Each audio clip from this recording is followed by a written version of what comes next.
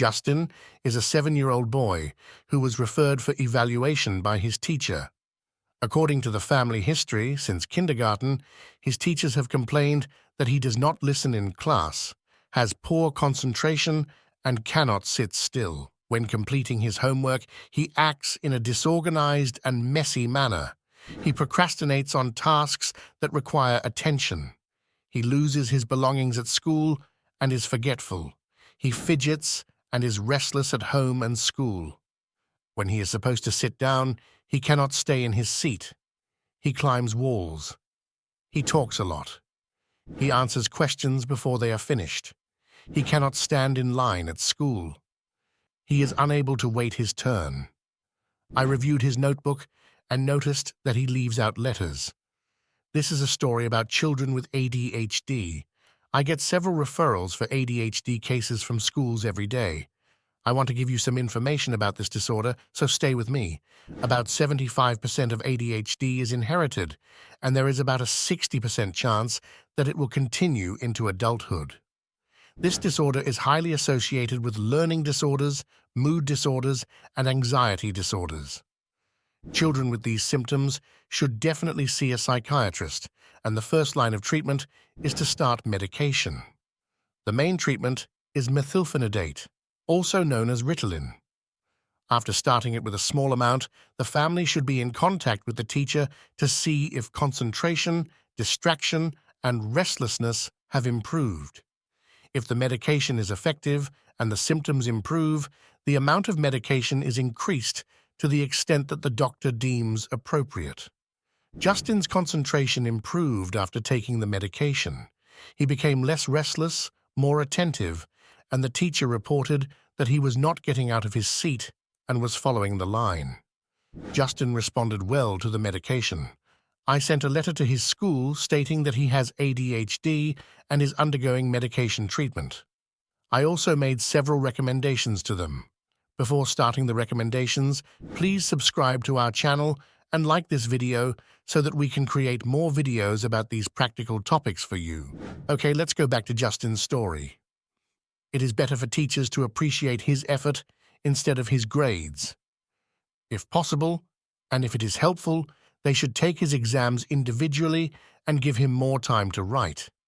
If possible, they should reduce the amount of his written assignments and ask him for other assignments instead. I advise the parents to work with him for more hours on his studies.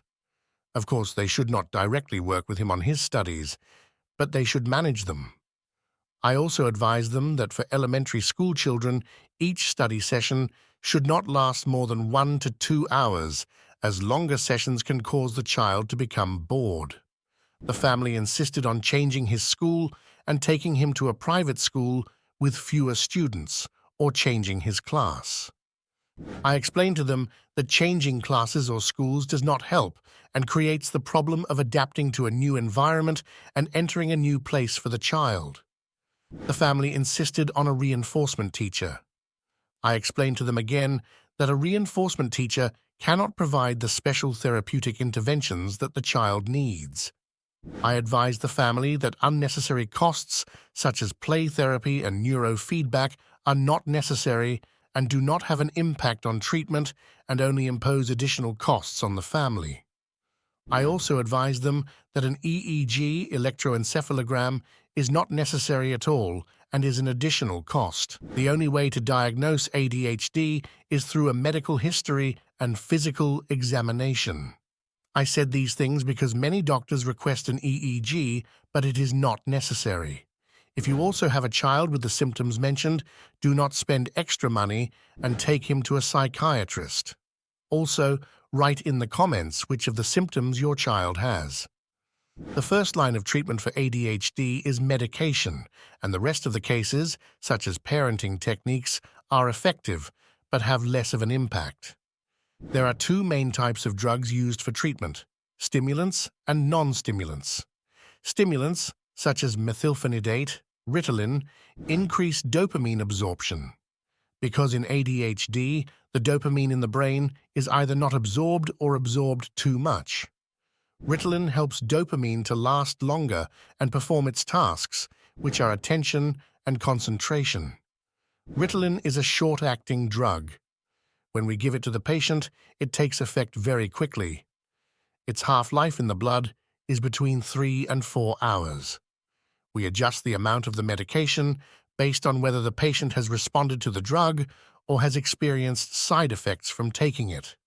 Ritalin can cause insomnia and loss of appetite, so it is important to remember to give the drug to the child before they go to school, after they have eaten, and after they have had enough sleep. I hope this information is helpful. If you have any questions, please let me know. Thank you for watching this video.